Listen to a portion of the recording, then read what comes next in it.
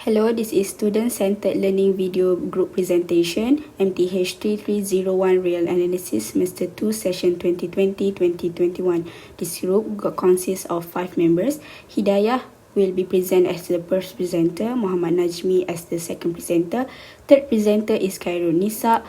Fourth and fifth presenter are Noratika Rusman and Amirah Ajmal respectively. Definition 1 stated that a sequence as Sn is said to be contractive if there is a positive number r in between 0 to 1, which is 0 less than r less than 1, such that Sn plus 1 minus Sn less than or equal r Sn minus Sn plus 1 for all n equal to 2, 3, and so forth. Alright, task 1 is asking us to prove that the sequence as 1 over n is contractive. So the first thing you can do is you let Sn equal to 1 over n as what the question asks us to do. In objective here, we want to make sure the r value is between 0 and 2r if it is contractive. So in the term of Sn equal to 1 over n, we use all the term Sn in the definition we learned earlier. We change into 1 over n term. This is how it works. So the left hand side, Sn plus 1 minus Sn, we put 1 over n term, which n plus 1 term, into the equation. We get 1 over n plus 1 minus 1 over n, and the answer is negative 1 over n plus 1. And for the left hand side, Sn minus 1 is we get in the 1 over n term is we get 1 over n minus 1 over n minus 1. At the end of the work, we get the answer is negative 1 over n minus 1. And at this moment, you can see that the denominator of between left side and the right hand side is n plus 1 is greater than n minus 1 for all n, 2, 3, and so forth. So we change back into the what we let earlier, which is 1 over n term. We get the left hand side which is 1 over n plus 1 is less than 1 over n minus 1 for all n, 2, 3, and so forth. And the term is we change back, change back the 1 over n term into Sn term, which we get Sn plus 1 minus Sn is less than or equal Sn minus Sn minus 1. So at this moment, you can see that the r value is 1. So which is satisfy the definition.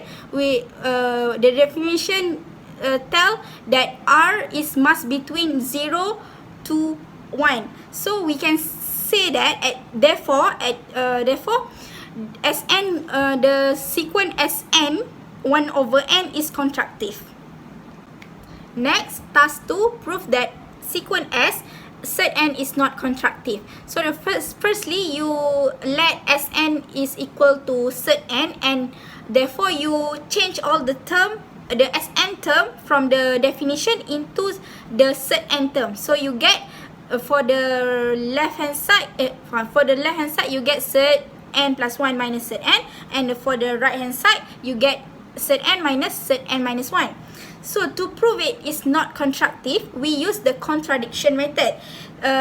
For the contradiction method, at the first place, we assume that Sn plus 1 minus Sn over Sn minus 1, which is the left hand side over the right hand side, must be less than or equal to 1, less than 1. But if as we attempt the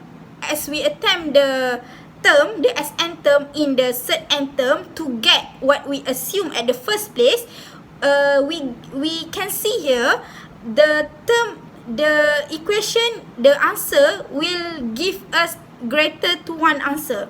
So for all n lah, for all n 2, 3 and so forth. So we can see here the Sn plus 1 minus Sn over Sn minus Sn minus 1 is greater than 0. So the assumption that we made at the first place is a contradict. Since there is no exist 0 less than r less than 1 such that the term in the definition, so therefore we can say that S cert n is not contractive because the r that we get here is greater than 1, as you can see on the screen. By the definition, the r must be between 0 to 1. So since we get the r is greater than 1, we can say that, we can conclude that S, the sequence S cert n is not contractive. For task 3, we need to prove lemma 1. So the question is we need to prove lemma 1. So lemma 1 is if sequence S is a contractive sequence, then there exists a positive number R greater than 0 and less than 1 such that modulus Sn plus 1 minus Sn modulus less than and equal to R power of n minus 1 multiply to modulus S2 minus S1 for n greater than 1. So we need to prove this lemma 1. So Sn is a contractive sequence if there exists a constant R with R greater than 0 and less than 1 such that modulus Sn plus 2 minus Sn plus 1 less than and equal to R multiply to S modulus Sn plus 1 minus Sn. So we let epsilon greater than 0 and m and in capital N such that mn less than and equal to k for some k in capital N. All we need to establish is that modulo Sm minus Sn less than epsilon. So we assume m greater than n. So we got modulus Sm minus Sn equal to Sm minus Sm minus 1 plus Sm minus 1 minus Sm minus 1 Sm minus 2 plus Sm minus 2 minus until minus Sn plus 1 plus Sn minus 1 minus Sn. So this equation is less than modulus Sm minus Sm minus 1 plus modulus Sm minus 1 minus Sm minus 2 plus until plus Sn plus 1 minus Sn. So from this we notice that modulus Sn plus 2 minus Sn plus 1 less than and equal to Sn plus 1 minus Sn. So this is less and equal to R2 multiply Sn minus Sn minus 2. That means that this one is greater than this one. So and then also less than or equal to R3 multiply to modulus Sn minus 1 minus Sn minus 2. So until that we can conclude that this is greater than Rn. Rn modulus S2 minus 1 is greater than all of equation above. So thus we can get bound from inequality, and then we can list that modulus Sm minus Sm minus 1 equal to modulus Sm minus 2 plus 2 minus Sm minus 2 plus 1, and then this one is less than and equal to R power of m minus 2 multiply to modulus S2 minus S1. And then for the next equation we got modulus Sm minus 2 minus Sm minus 1 minus Sm minus 2 equal to modulus Sn minus 3 minus 2 minus Sn minus 3 plus 1, and this one is less than and equal to r power of m minus 3 multiplied to modulus S2 minus S1. So until the last one, we got modulus Sn plus 1 minus Sn equal to modulus Sn minus 1 plus 1 minus Sn minus 1 plus 1, and less than and equal to Rn minus 1 multiplied to modulus S2 minus S2. So from this we can say that Sn is a contractive sequence, hence we can conclude that lemma 1 proof. Theorem 1 says that if S equals to Sn is a constructive sequence, then S equal to Sn is a Cauchy sequence. So in task 4, we are asked to prove theorem 1 by showing that limit n approaching infinity Sn minus Sn equals to 0, and hence S equals to Sn is a Cauchy sequence. So first of all, we let Sn be a sequence such that there exists a 0 less than r less than 1, such that absolute value Sn plus 1 minus Sn less than or equals to r absolute value Sn minus 1. Then we got 1 plus r squared continue to Rn equals to 1 minus r to the power of n plus 1 over 1 minus r. Since Sn is a constructive sequence, we can get this. And the representations of the summation of r, we can write it into the formula of sum of a geometric series. And then we let epsilon more than 0, and we note that absolute value S2 minus S1 is less than or equals to R absolute value S2 minus S1, and it is similar to absolute value S4 minus S3 less than or equals to R absolute value S3 minus S2 less than or equals to R squared absolute value S2 minus S1.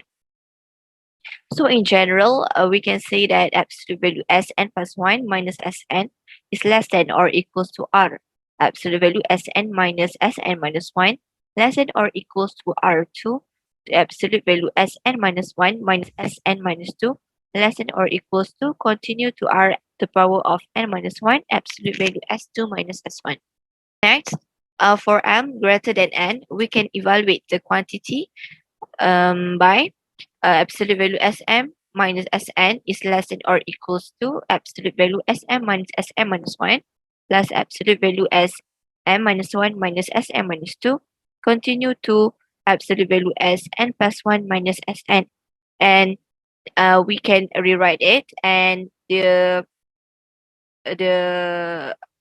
sign is less than or equals to r to the power of m minus 2 absolute value S2 minus S1 plus r to the power of m minus 3 absolute value S2 minus S1 continue to r to the power of n minus 1 absolute value S2 minus S1. And then we can factorize the r into the bracket, and then we got in bracket r to the power of m minus 2 plus continue to r to the power of n minus 1 multiply absolute value S2 minus S1. And then we simplify it furthermore, and it will be equals to r to the power of n minus 1 in bracket 1 plus r continue to plus r to the power of m minus n minus 1 multiplied with absolute value S2 minus S1. And we replace the 1 plus r continue to r to the power of m minus n minus 1 to the formula of summation geometric series that we showed in the previous slide. Okay, which is it can be written as so the equation will be written as r to the power of n minus 1 multiplied in bracket 1 minus r to the power of m minus n over 1 minus r multiplied with absolute value S2 minus S1. And then to make the equation becomes more simple, okay, we kick out the r to the power of m minus n. Okay, so the equation will be less than or equals to r to the power of to the I'm sorry, and the equation will be less than or equals to r to the power of n minus 1 in bracket 1 over 1 minus r absolute value s2 minus s1. So since 0 is less than r less than 1, r to the power of n minus 1 is approaching to 0 as n approaching to infinity, such that limit n approaching to infinity absolute value Sn minus Sn is equals to 0. Therefore, there exists big N element of natural numbers such that whenever small n more than or equals to big N, absolute value r to the power of n minus 1 minus 0 is less than epsilon over in bracket 1 over 1 minus r multiplied with absolute value s2 minus s1. For the same big N, whenever small n more than or greater than n greater than big N, absolute value Sn minus Sn is less than or equals to r to the power of n minus 1 multiplied with in bracket 1 over 1 minus r close bracket and multiplied with absolute value s2 minus s1. And we simplified it and we substitute where what we should substitute, and the equation becomes less than or equals to epsilon over in bracket 1 over 1 minus r multiplied with absolute value s2 minus s1 multiplied and the whole equation multiplied with in bracket 1 over 1 minus r multiplied with absolute value s2 minus s1. And then the equation and at the last Sn minus Sn is equals to epsilon. Therefore, sequence Sn is a Cauchy sequence if Sn is a contractive sequence. Okay, so for task 5, we were given lemma 2, which is any Cauchy sequence is convergent, and we were asked to prove this lemma. We start with an arbitrary Cauchy sequence and then we prove it is convergent. First of all, we let An be a Cauchy sequence, since we have learned before that a Cauchy sequence is bounded, so which means An is bounded. Then since it is bounded, we can conclude something very important, which is if An is bounded, then by Bolzano-Weierstrass theorem, it must have a convergent subsequence, which we can go ahead and call it as Ank, and we say that this Ank converge to a limit of x. So now we have limit of x to work with. We know the subsequence of An converge to x. So if An converge to anything, it has to be converged to x, or we can call it as if a sequence converge to a limit if and only if all of its subsequents also converge to that limit, which means we need to prove that An converge to x. So there's 3 steps of proving this lemma. For the first step is we show that An is bounded. Since An is Cauchy, then it must be bounded. So there exists n such that the absolute value Am minus n less than 1 for all Mn greater or equal to big N. In particular, we have absolute value of Am minus An less than 1 for all n greater or equal with big N. So when sequence An is a subset of interval A big N minus 1 with A big N plus 1. So for all n greater or equal to big N. Thus, this sequence An with n greater or equal to big N is bounded. Thus, we conclude that the entire range of sequence An is also bounded as claimed. So the second step is by Bolzano-Weierstrass theorems. It said that since An is bounded, it has a convergent subsequence Ank, which we'll be proving at step 3. So at step 3, if a subsequence of a Cauchy sequence converge to x, then the sequence itself converge to x. This is what we want to show. So first of all, we let an be a Cauchy sequence and we let and k be a convergent subsequence. We just note that our convergent subsequence is and k, that it is converged to x. So we have limit k goes to infinity and k equal to x. We wish to prove that an converge to x as n goes to infinity. So first, given epsilon greater than 0, there exists big K such that for all small k greater than k, we have absolute value of an k minus x less than epsilon over 2. So this small k represents any term of subsequence. Also, since an is Cauchy, there exists n such that an absolute value an minus am less than epsilon over 2 for all m n greater than big N. So all we have to do is we consider a term from our subsequence and k that is more than big N into the original sequence and more than big K into the subsequence. Such a term will have to be within an epsilon over 2 of all term in original Cauchy sequence, which is an, after that big N term, and such a term will also have to be within epsilon over 2 of the limit of the subsequence. So how we can pick this term? We can let n naught n0 is equal to maximum big N and big K.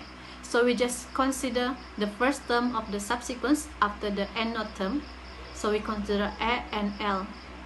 Thus we pick L greater than K large enough so that AL greater than N.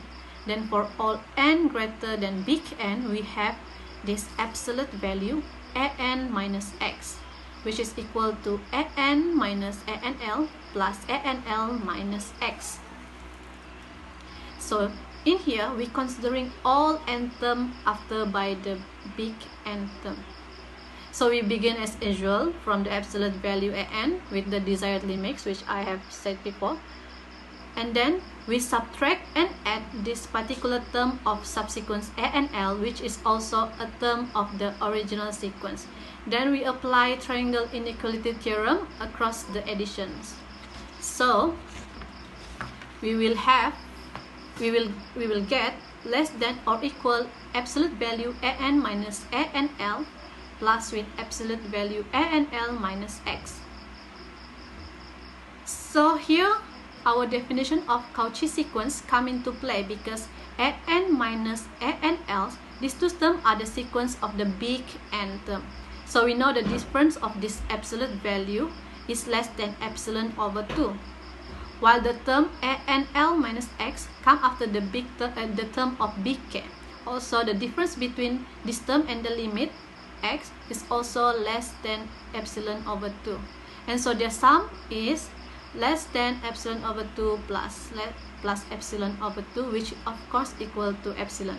So we found that the n naught value. So that every term of the sequence an after the big N is within epsilons of the limit. Thus, we can conclude that an, our arbitrary Cauchy sequence, is convergent. So which means every Cauchy sequence is convergent. Okay, so for theorem number 2, any quantity sequence is convergent. So for task number 6, we need to prove theorem number 2. So we let Sn be a quantity sequence of real numbers. Then there exists a constant C that lies between 0 and 1 such that for all n element of natural number, the absolute Sn plus 2 minus Sn plus 1 less than and equals to constant C absolute Sn plus 1 minus Sn. For n equals to n minus 1, n minus 2, and so on, it will be like this, which is absolute Sn plus 2 minus Sn plus 1 less than and equals to C absolute Sn plus 1 minus Sn less than and equals to C power of 2 absolute Sn minus Sn minus 1 less than and equals to C power of 3 absolute Sn minus 1 minus Sn minus 2 less than and equals to, and so on until less than and equals to C power of n absolute S2 minus S1. So we need to prove that the sequence is Cauchy.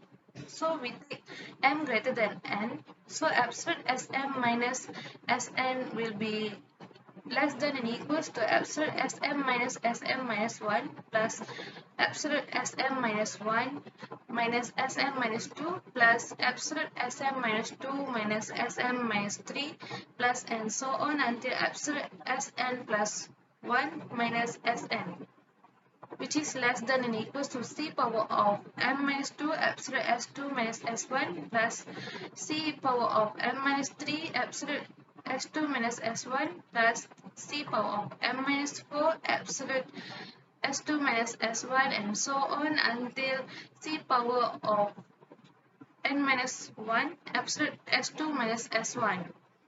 C power of m minus 2 represent the sequence of series for the absolute Sm minus Sm minus 1. So next we just factorize out the constant. So we will get, which is less than and equals to square bracket of c power of n minus 1 plus c power of n plus and so on until c power of m minus 2 absolute s2 minus s1, and then it is also less than square bracket of c power of n minus 1 plus c power of n plus and so on until infinity absolute s2 minus s1. For the infinite series over there, we just use the geometry formula, which is a over 1 minus r, so that we get equals to c power of n minus 1 over 1 minus c absolute s2 minus s1. Since c is between 0 and 1, limit c power of n equals to 0. Then the limit Sm minus Sn is equals to 0. Then the given epsilon greater than 0, however it is small, we can find an integer k element of natural number, and the absolute Sm minus Sn is less than epsilon for all Mn greater than k. Hence, the quantity sequence Xn is Cauchy sequence, thus Xn is convergence sequence too. That's all from us. Thank you.